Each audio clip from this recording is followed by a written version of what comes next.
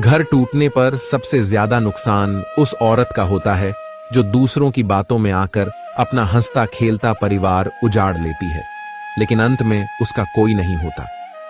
शुरुआत में सब कुछ ठीक होता है, प्यार भी होता है, समझदारी भी, लेकिन फिर धीरे धीरे किसी तीसरे की बातें, किसी और की तुलना, किसी झूठे सम्मान की भूख रिश्तों के बीच जहर घोलने लगती है।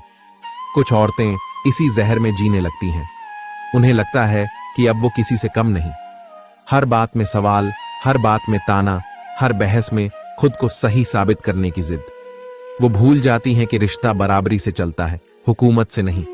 कभी माँ की बातों में, कभी किसी सहेली की सलाह में, तो कभी फोन पर देखे किसी रील की मॉडर्न सोच में वो अपनी असलियत खो देती है। फिर वो बहस नहीं करती, वो लड़ती है। वो बात नहीं समझती, वो थोपती है। और फिर एक दिन हर छोटी बात पर कहने लगती हैं, मैं अब और नहीं सहूंगी, मैं अपने रास्ते जा रही हूं, मुझे फर्क नहीं पड़ता।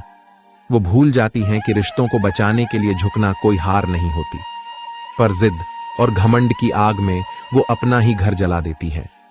जब तक घर होता है उन्हें हर बात गलत लगती है, और जब घर टूट जाता है तब जाकर एहसास होता है कि जिस बात पर लड़ाई थी वो तो इतनी बड़ी थी ही नहीं। लेकिन अब बहुत देर हो चुकी होती है। न ससुराल रहा, न मायका वैसे अपनाता है। जिस घर को छोड़कर गई थी अब वो भी वापसी की उम्मीद नहीं रखता, और जिन लोगों ने बढ़ावा दिया था वो अब चुप हो जाते हैं, क्योंकि उनका तो काम ही था किसी और की जिंदगी में आग लगाना।